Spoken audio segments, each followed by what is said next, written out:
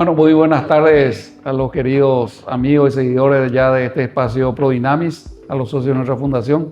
Le damos la bienvenida a una edición más de este momento que pretende ser también un espacio de reflexión, de construcción crítica, de ciudadanía, basado en los principios y valores que promueve nuestra organización, que es la libertad económica, la libertad de conciencia, la libertad obviamente en lo político también, todo lo que tiene que ver con el respeto a la dignidad de las personas, la vida, la familia, la propiedad privada. Es un poco el sustento filosófico de nuestra organización. Y a través de ese sustento, podríamos decir, de ese marco filosófico, también analizamos la realidad con connotadas personalidades que son, a nuestro criterio, referentes en el tema, en cada tema para los cuales le convocamos acá. Y hoy tenemos una muy agradable visita. Don Benigno López acá con nosotros. Venía recordando la primera charla que tuvimos, así un poco más, que no era tan formal, que no era una reunión así tipo de ministerio ni nada, que fue en el BCP, y ya ha de ser 13, 14 años por ahí. 14 por ahí. Por ahí, cuando el doctor Benigno López estaba en el directorio del BCP. Jorge Corbalán era el presidente. Jorge Corbalán el presidente. Jorge Corbalán, excelente persona también. Sí. Y bueno, era el proyecto Bancop cuando es. Bancop que ni siquiera era proyecto, todavía era idea. Y bueno, don Benigno estaba ahí, bueno, nos dio ciertos tips que realmente nos animaron a hacer la presentación formal del proyecto. Y bueno, y ahora Bancop es una hermosa realidad, una entidad bancaria, creo, que ha ya encontrado su lugar dentro del mercado y con una oferta de servicios de primerísimo nivel, siempre con ese enfoque agro. Entonces, don Benigno, bienvenido a nuestro espacio. Y bueno, hoy queremos tocar, seguramente que vamos a ir viendo algunas cositas, pero hay un tema pues quemante, que es la cuestión caja fiscal, caja de jubilaciones, y bueno, yo sé que sos un muy buen conocedor de eso, y bueno, queremos también aprovechar de ese conocimiento tuyo para que nos explique un poco cómo viene la mano y también cómo se genera esta situación que, así como está planteado desde el gobierno, y no desde este gobierno nomás, sino también de gobiernos anteriores, realmente es un problema importante para el país. Sí, gracias Blas por la invitación, un gusto estar con ustedes en el programa. Y como vos decís, nos conocemos de aquella época que empezaron a pensar en tener un banco, y gracias a Dios salió un buen proyecto, y hoy Bancop es una realidad, como vos decís, uno de los bancos mejor administrados que tiene el sistema financiero y que está dando frutos importantes, no solo al sector, sino ya a toda la economía, ¿verdad? Realmente fue una experiencia importante ese trabajo que se hizo. Fue un trabajo duro entre la parte jurídica, la parte financiera, la superintendencia de bancos y el esfuerzo que ustedes hicieron para poder convencer, porque crear un banco no es fácil.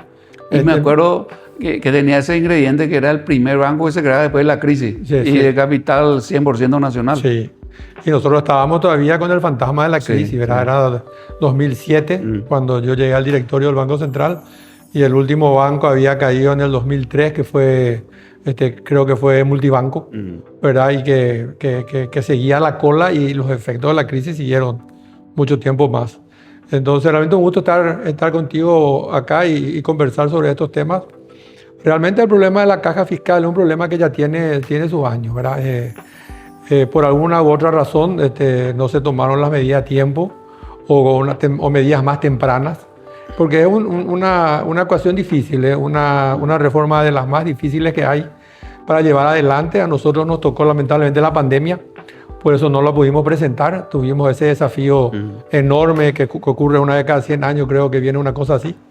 Y pues se quedaron estudios y análisis que usaron en el gobierno, más los suyos propios, que les llevó a presentar ese proyecto de reforma este año, ¿verdad? Y yo creo que es una reforma que es necesaria hacer. Tal vez al proyecto le falta ambición, en el sentido que es lo mínimo que se puede hacer para tratar de sostener las cajas un tiempo más para llegar a una reforma real. Yo creo que le falta un poco de ambición en el sentido de si vamos a seguir siendo este sistema de reparto, si vamos a pasar a capitalización individual, cuál es el mejor sistema, cuál es el más sostenible. Bueno, esa discusión no se tiene hoy, Y lamentablemente se tiene, la más difícil es que es decirle a una persona, vos tenés que trabajar más años, vos vas a ganar menos y vos vas a jubilarte más tarde. Eso es que son las 3 o 4 variables que tiene el componente de la jubilación: los años que trabajás, los años que aportás y la tasa de reemplazo. ¿Cuánto vas a ganar una vez que te jubiles, ¿verdad? Hoy tocan algunos de esos temas de manera tímida, pero tocan, y yo creo que dejan para que el siguiente gobierno pueda tomar una reforma mucho más profunda, que es la que hace falta. Y aún así, tan pequeña como es esta, genera sus rechazos, genera su discusión, genera su preocupación. Y yo creo que es tal vez un problema de falta de diálogo para explicar mejor, o es un problema que no es fácil decirle al ciudadano: vos vas a trabajar más, te vas a jubilar con menos.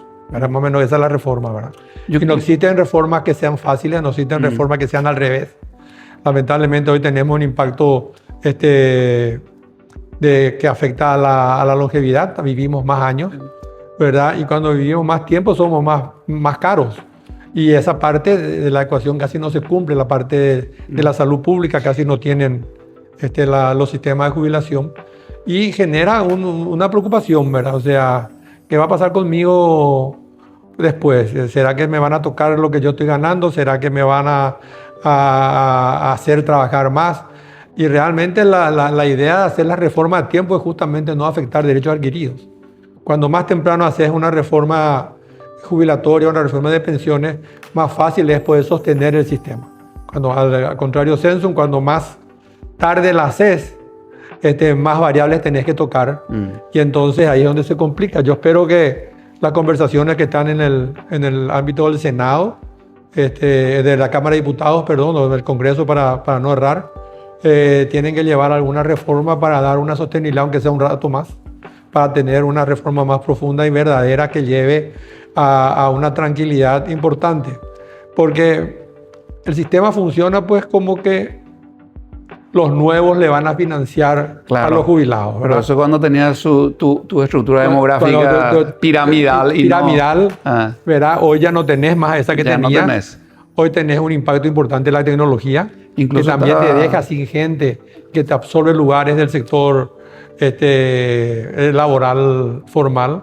Entonces tenés muchos desafíos que hay que mirar, y hay que mirar cómo hacer para que la reforma sea lo menos dolorosa posible.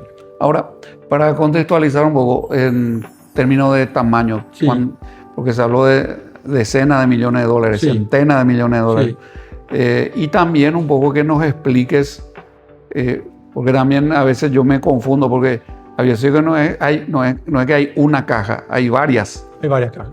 Entonces, si podemos explicar un poco esa estructura, porque hay diferentes regímenes para diferentes grupos de funcionarios públicos, por decirlo así. Sí, así mismo es, y eso también complica la discusión, porque cada uno tiene ya sus cuentas hechas en cómo se jubilaron, o siendo militares, policías, maestros, sector civil, y en el sector privado están los bancarios, ¿verdad?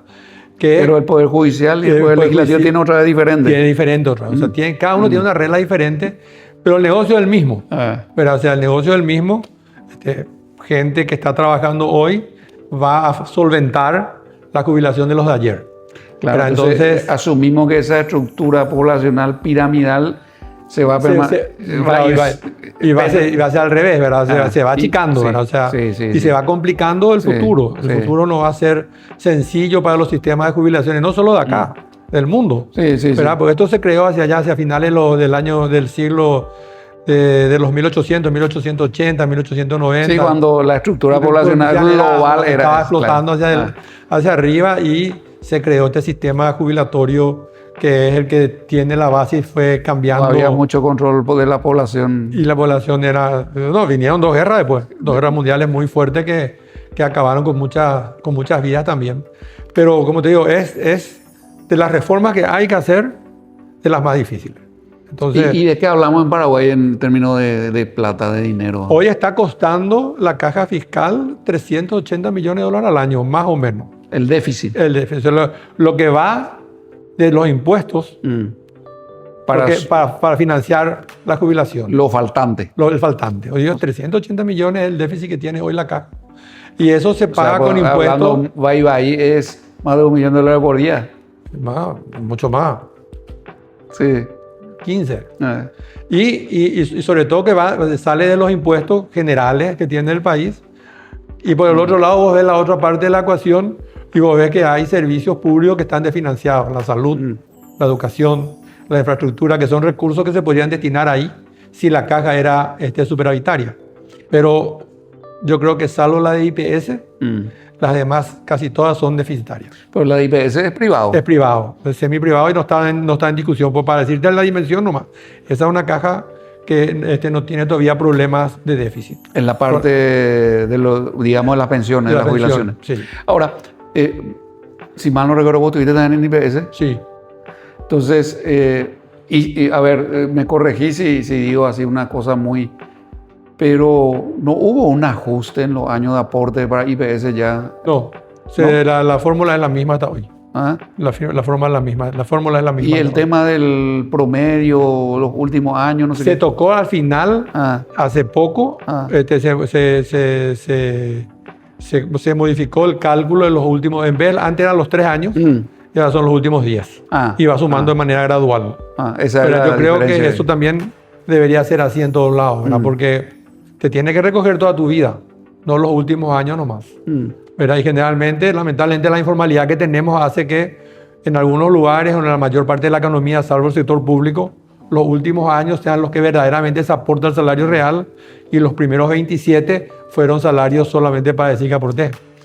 Esa es la caja del sector privado. Sector privado. Que entre paréntesis, si yo sumo la caja fiscal del sector privado, IPS, más la caja de los funcionarios públicos, ya sea los 3 poderes, ahí yo, ¿cuánto de la población lo que tiene jubilación? ¿La mitad por ahí? No. ¿Menos? No, mucho menos. ¿Menos? Mucho menos. Porque hay que 200.000 funcionarios públicos, 300.000. Ponerle que haya 300.000 y ponerle que los que están en IPS son jubilados, no son todavía muchos, pero funcionarios que están aportando son unos 700.000 aportantes. O sea, se acerca del 1.000.000. Y bueno, la mitad por ahí, sobre la población económicamente activa. Sería la mitad más o menos.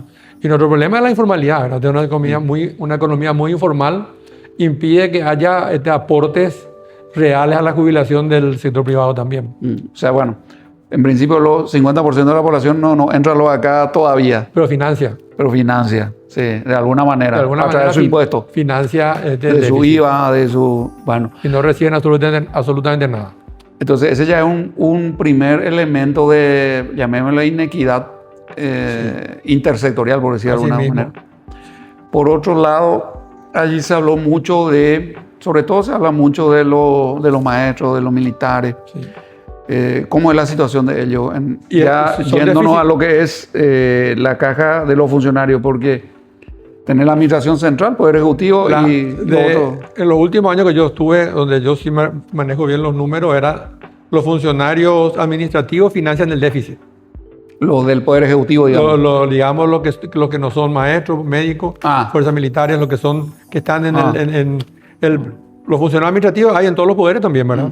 Ellos, claro, lo que ellos financian de alguna manera el déficit hoy, ¿verdad? O sea, y ese 380 millones es de maestros, militares y policías fundamentalmente. Fundamentalmente. Y se habla mucho también del privilegio, la jubilación VIP del Senado, del Congreso, no sé, ¿cómo viene esa mano? Esa es otra caja, Ina. Es otra caja y tiene una fórmula diferente, que es la que la gente dice, yo creo que con justa razón, si me vas a tocar a mí, también ve tu caja, porque a mí nomás me va a tocar. Conté que es una caja chiquita, ¿verdad? O sea, que no tiene un impacto, pero como son los tomadores de decisión, yo creo que ellos deberían buscar un camino para buscar un poco de apoyo ciudadano en ver qué hacer con respecto a ellos, para que el negocio financiero es el mismo, financiar los años de que vos dejás de trabajar. ¿Por qué debería haber diferencia? Deberían ser todos similares y tal vez mudarnos a un modelo de reparto que te asegure lo mínimo y de capitalización individual para que cada uno haga lo que quiera para un plus hacia arriba. O sea, esas son las reformas que hay que mirar hacia adelante. No solamente cómo vamos a salir de este atolladero que nos lleva los últimos 20 años, que se habla de la caja, que la caja va a pasar algo y no pasa hasta que un día va a pasar. Y cuando ese día pase, cuando las cajas ya definitivamente no aguanten, va a ser un escándalo. Ahora, entonces es mejor tomar las medidas hoy, o mejor dicho, ayer. Ahora, lamentablemente no lo pudimos hacer. Volviendo otra vez, haciendo sumas así rápidamente, 380 millones de dólares por año. Sí. ¿Y el total acumulado cuánto ya es? No sé, pues va subiendo. Y claro. Pero vos mirás los números que te dice. ¿Ya llegó a los 1.000 millones? El Ministerio de Economía hoy, y es geométrico. O sea, el año que viene no es 381, es 400, 450, 600, y va sumando. No hacer nada es lo peor que nos puede pasar. No tomar medidas es lo peor que nos puede pasar. Estas medidas son pequeñas, pero para que la afecta va a ser doloroso, ¿verdad? Pero son necesarias para poder de alguna manera encauzar la discusión y tomarse un tiempo para analizar bien todo este tema. Y ver, yo en mi análisis personal digo que lamentablemente esta no fue la primera, ¿verdad? La primera de las reformas que hicieron. Donde tenían todo el poder, tenían todo el apoyo, tenían toda la simpatía. Sí, pero es muy sensible, como decir también. Y sí, pero iban a poder pasar sin problema. Ojalá pase esta, por lo menos esta. Y en eso, por la comparación, ¿cierto? La percepción de injusticia pues, es un tema absolutamente subjetivo también, ¿verdad? Y en eso de las jubilaciones VIP de los parlamentarios, qué sé yo, ¿cuál es el déficit ahí? ¿Vos tenés idea? Ahí aparentemente no hay un déficit grande todavía, ¿verdad? Pero ahí lo que te genera la inequidad es la diferencia. O sea, con 5 años... te da una pensión. Te da una pensión bastante alta, ¿verdad? Y eso no va a ser sostenible en el tiempo. Y también tenés que ver cómo hacen los aportes, ¿verdad? Es una caja chiquita, pero el impacto que tiene hacia la sociedad es muy grande. Más en lo moral, ¿verdad? Vos me vas a cortar a mí, pero vos no. ¿Verdad? O sea que habría que buscar, los políticos van a entender mejor que yo el diálogo que tienen que hacer con la ciudadanía para generar empatía, porque eso es lo que queda ahora.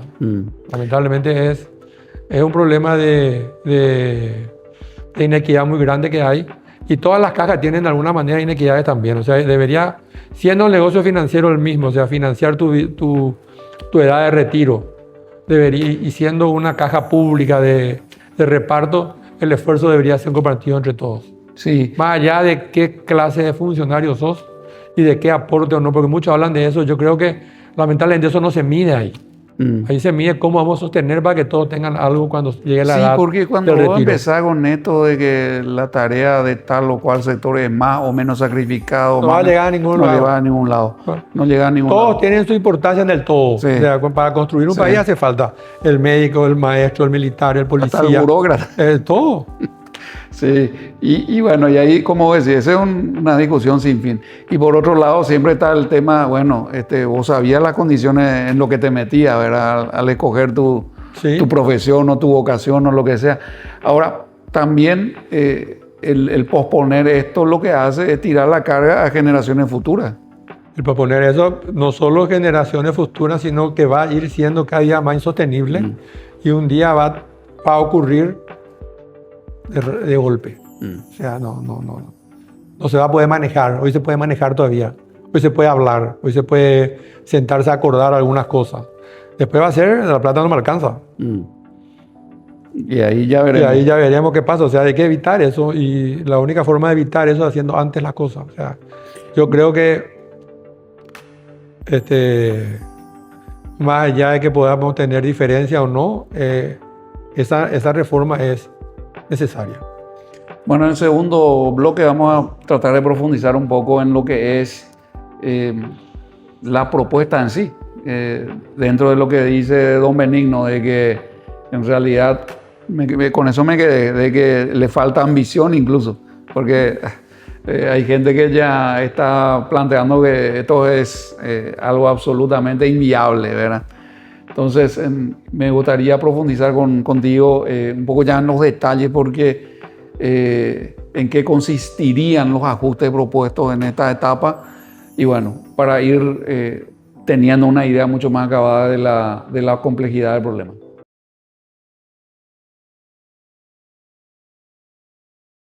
En FECOPROD celebramos 50 años de compromiso y crecimiento. Durante 5 décadas hemos estado a tu lado, apoyando a las cooperativas, transformando vidas y construyendo un futuro mejor. Desarrollamos proyectos que generan oportunidades. Promovemos la solidaridad y fomentamos el trabajo en equipo. Juntos hemos sembrado sueños y cosechado logros. FECOPROD, 50 años desarrollando juntos un país. 8 años de un camino que hemos recorrido con nuestras asociadas. Concopar ha sido el puente entre el esfuerzo individual y el impacto colectivo. Un motor de cambio, promoviendo oportunidades, innovación y desarrollo para cada rincón del Paraguay. Hoy, el cooperativismo es más fuerte, más comprometido, transformando realidades. Seguimos avanzando hacia un futuro más sostenible. Concopar, 8 años, sembrando cooperación y cosechando progreso.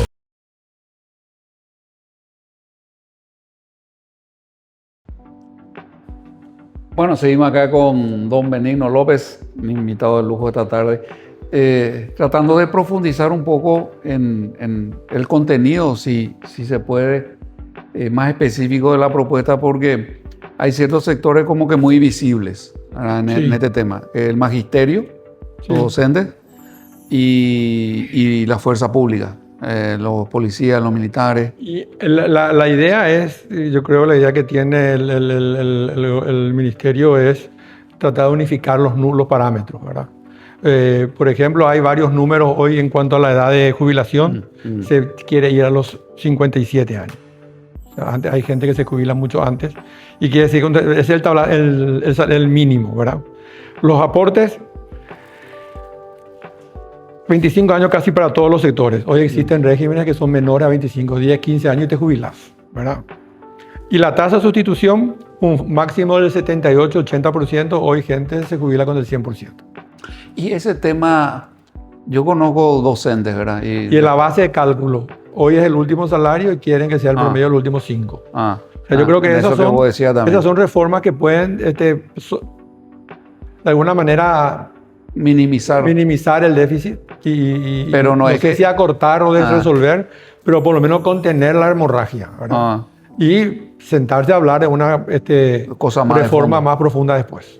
Y no sé si yo conozco docentes, respeto mucho a los docentes, una tarea que tiene también su gran desafío, pero había eso de que por cada hijo se le contaba años y no sé qué. Y eso yo creo que está todo en discusión, ¿verdad? Que no tiene sentido. O sea, como siempre yo le digo a la gente, esta es una ecuación financiera.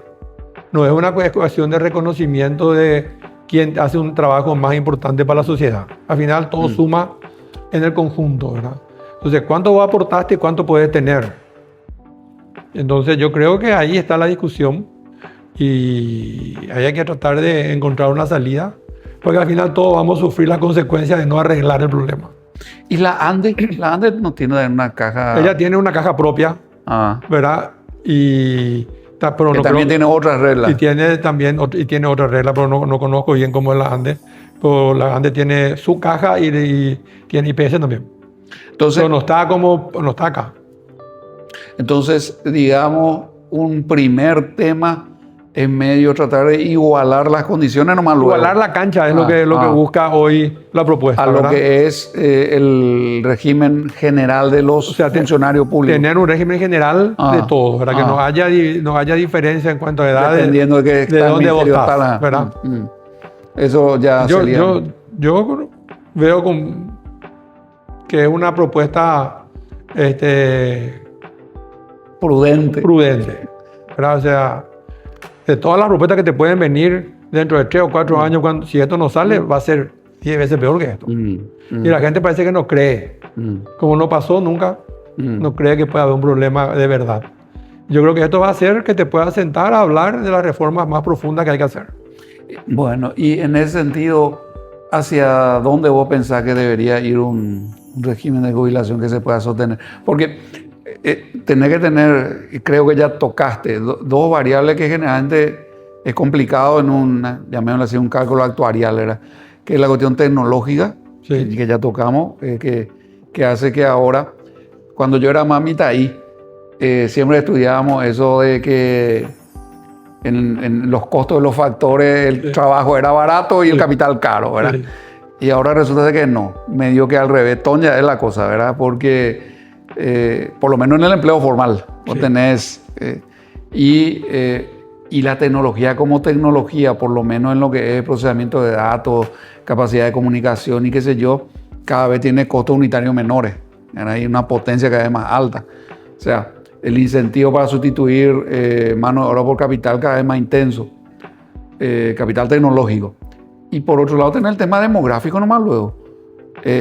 Y tal vez uno de los temas que cuando hablamos del crecimiento que vino teniendo para estos últimos años, que me gustaría también tocar brevemente contigo antes de cortar este bloque, hace que tengamos menos nacimientos. Eso es una constante en las sociedades cuando enriquecen, entre comillas, ¿verdad? Sí. Yo creo que así como vos decís, los desafíos son enormes, ¿verdad? O sea, el desafío demográfico es real. O sea, hoy, cuando se creó el sistema, este sistema allá en 1940, o antes, la expectativa de vida era 65 años. Hoy vos vivís 75, 80, llegas. Entonces hay 15 años de más que no está previsto cómo se va a financiar. O sea, en la idea del sistema no se pensó financiar, vos te jubilás a los 60 hoy. 5 o 6 años, JP, lo que te van a pagar. Yo hice un análisis, vos te jubilás a los 60 con un salario mínimo de 5 millones, con un salario de 5 millones de guaraníes. En 6 años vos recibís todo lo que aportaste. Todo lo que aportaste. Y después la caja te tiene que financiar 10 o 15 años más. ¿Cómo hace eso? Es un esfuerzo financiero enorme. O sea, hay que tocar esa fórmula paramétrica que hace que esto sea insostenible. Lamentablemente no lo podemos jubilar a los 60. Lamentablemente no lo podemos jubilar con el 100%. No con este mecanismo de aporte. No lo podemos. No hay sistema que aguante. Lamentablemente vivimos más y somos más caros. Y por otro lado somos menos. Sí. El reemplazo no es lo mismo.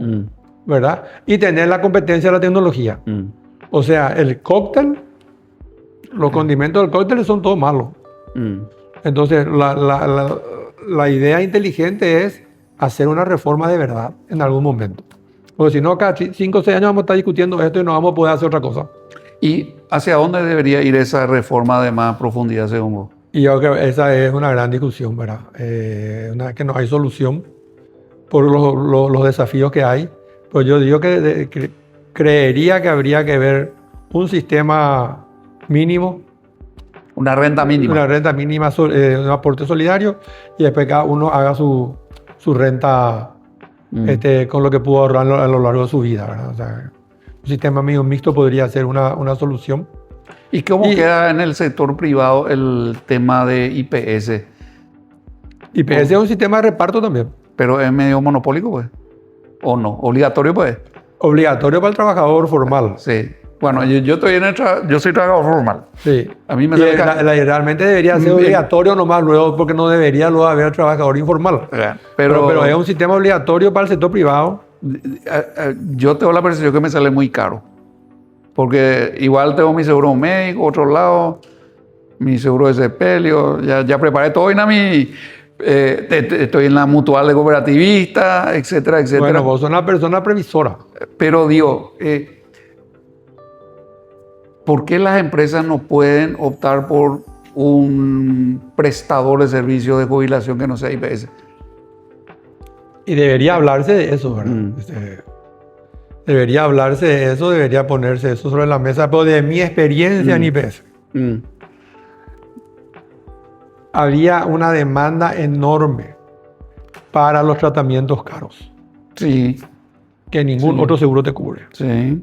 Había una demanda enorme para los tratamientos y las internaciones en terapia, donde en los otros lugares te cobran ¿cuánto por día? No sé, una fortuna. O sea, IPS con sus luces y sus sombras cumple una función. A veces no la alcanza nomás. Aparte de otros problemas que puede tener, pero a veces no alcanza para todo. O sea, los amparos en IPS son 80, 100 millones de dólares al año de recursos que no estaban previstos gastar en eso, que por alguna razón que yo nunca entendí por qué ese tenía prioridad sobre el que aportaba y le tenía que comprar el medicamento al que venía con la orden judicial. Entonces hay que repensar IPS y tratar de que siga prestando servicios de manera eficiente, que es el reclamo, pero a la hora de la verdad la demanda que tiene el IPS para los momentos súper caros es enorme. Ahora, y eso te desfinancia todo lo otro. Pero ahí son como que dos cajas, ¿o me equivoco? Son dos cajas. La médica y la de jubilación. Yo lo que te dije era más bien pensado a la pensión, la parte de pensiones, que me parece más manejable desde ese punto de vista que se abra eventualmente a... Y acá tenés otro problema también, porque no puedes inventar la plata. O sea, por duro que suene un tratamiento de este tipo, ¿cómo lo haces? Y hay que buscar otra solución.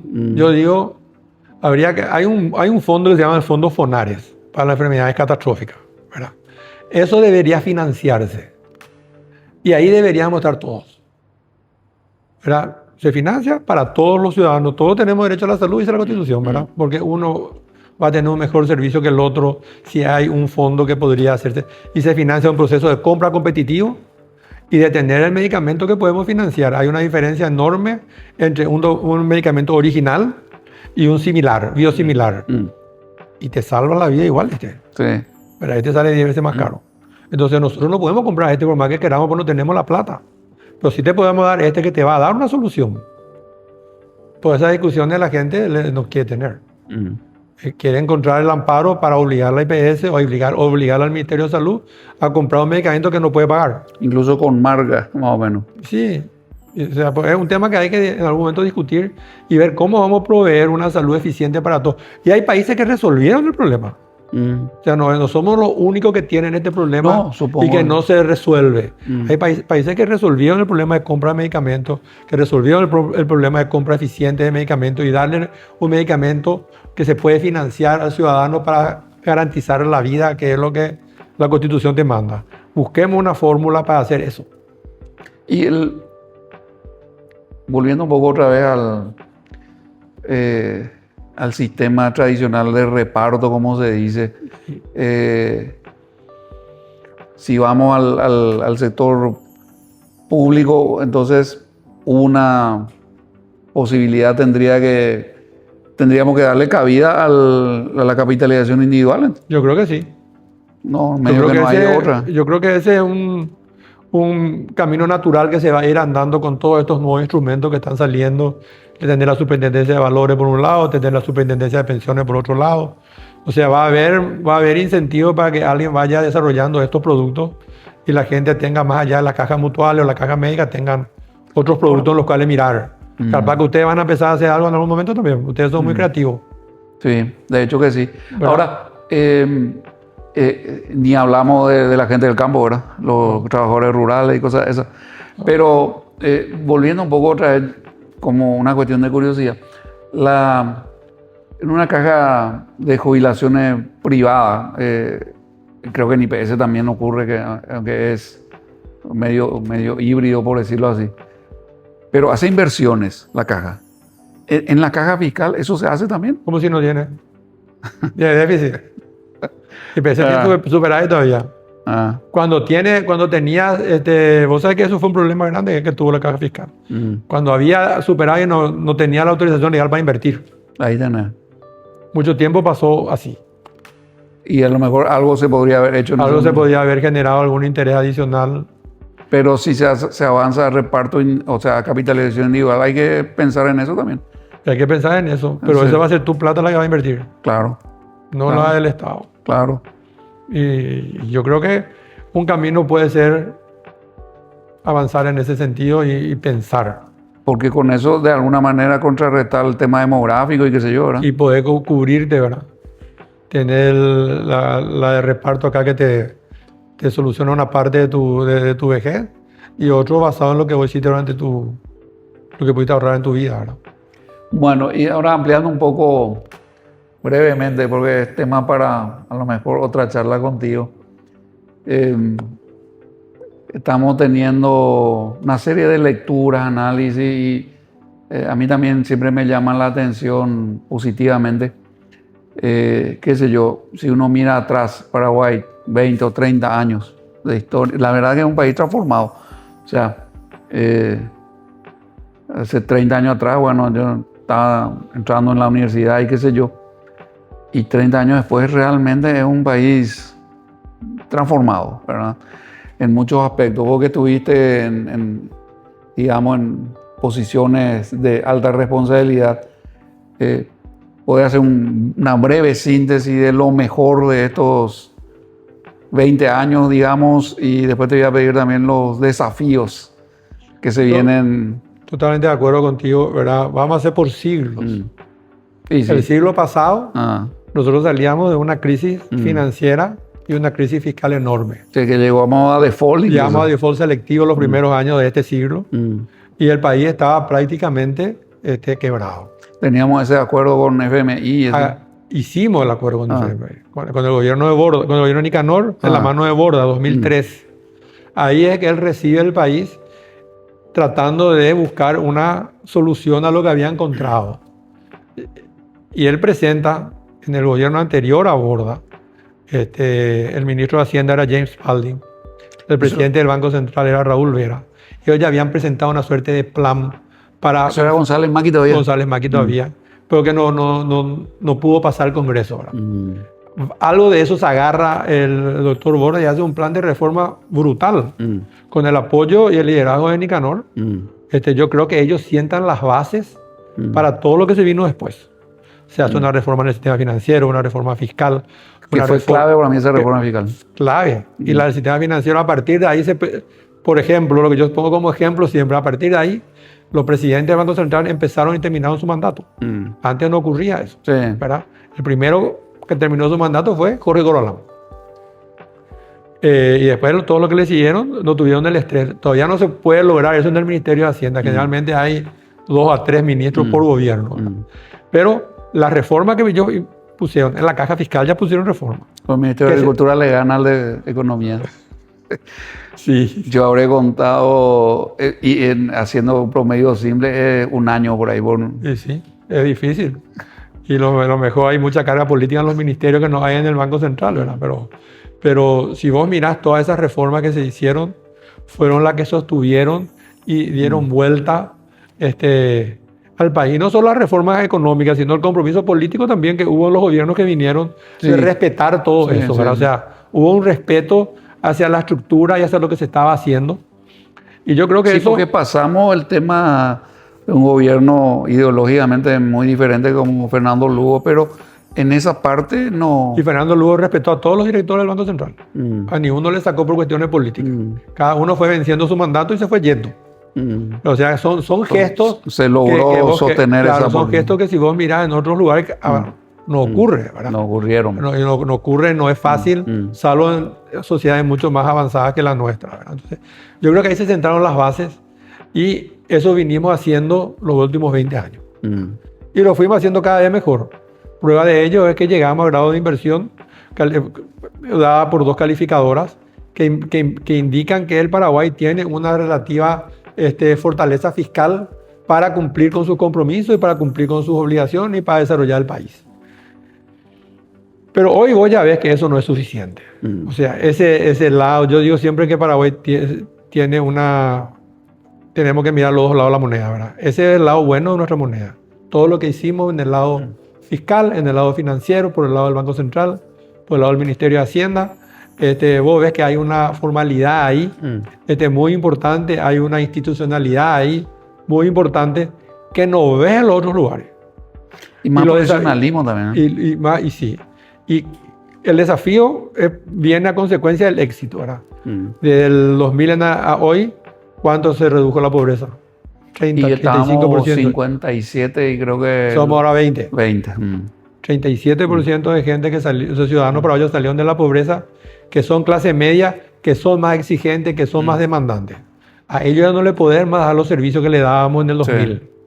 A ellos no le podés más dar las escuelas que le dábamos los últimos años, o la mala educación que le damos, o la falta de infraestructura que hay, o la falta de salud pública que hay. Esa gente ya sabe lo que es salir de la pobreza. Esa gente ya tiene pensamiento propio y esa gente es más exigente. Tenemos que preocuparnos cómo le vamos a resolver el problema a esa gente ahora. Claro. Dando a entender que lo que ya hicimos está bien, pero que no es suficiente. Hay que consolidar esa clase media. Y consolidar esas reformas y esos cambios de tal manera que los servicios públicos sean de calidad. Ahora, hay un debate siempre para mí medio presente ahí. Y en estos días estaba leyendo un informe del Banco Mundial sobre, que se llama lo repensando la tributación. En realidad, no hay muchas ideas originales, te diré, pero siempre que la presenta el Banco Mundial parece que tiene más autoridad.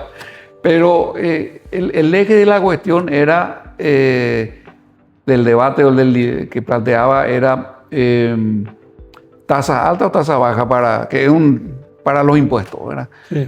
En esto que decimos del plan Borda 2003 y qué sé yo, se hizo una reforma fiscal importante, una especie de pacto social, diría yo incluso, porque los gremios y eso acompañaron. Todos los gremios, los partidos políticos, o sea, todo. Como tiene que ser un acuerdo social, el país de todo, el que perdió la elección es parte del país también. Claro, pero digo, se tomó la hipótesis, si se quiere, de tasas relativamente bajas y uniformes. Sí. A diferencia de otros países de Latinoamérica. Sí. El famoso triple 10. Porque antes de eso, impuesto a la renta de la empresa era 30. No se pagaba. Pero era 30. Lo poco que pagaban, estaban casados en el...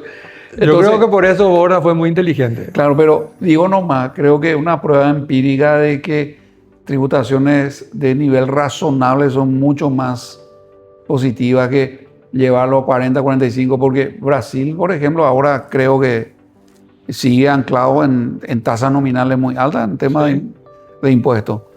Y nada, ¿hasta qué punto los impuestos tienen que pensar más en el crecimiento económico o en la cuestión redistributiva a tu criterio? Y depende de qué filosofía vos tenés, ¿verdad? Sí. Yo creo que los impuestos tienen que ser razonables. O sea, 40 es una locura, 10 también. ¿Verdad? O sea, si uno cree que falten medicamentos, tiene que comprar. Esa deuda que hay con las farmacéuticas, con los constructores, es porque no te dan los ingresos. Y tenés muchos lugares donde puedes trabajar, no solo en tocar los ingresos, ¿verdad? Que algo yo creo que hay que tocar. En la informalidad, 60% somos informales que no pagamos luego impuestos. En la evasión. O sea, hay herramientas donde podemos entrar a tocar y hacer cosas que van a motivar o van a producir más ingresos para el país, para poder servir mejor al ciudadano. El ciudadano exigente se va a cansar. Andar a convencer a alguien que tiene que venir 2 horas de mañana y 2 horas de tarde para ir a tu trabajo. En un micro que encima no anda.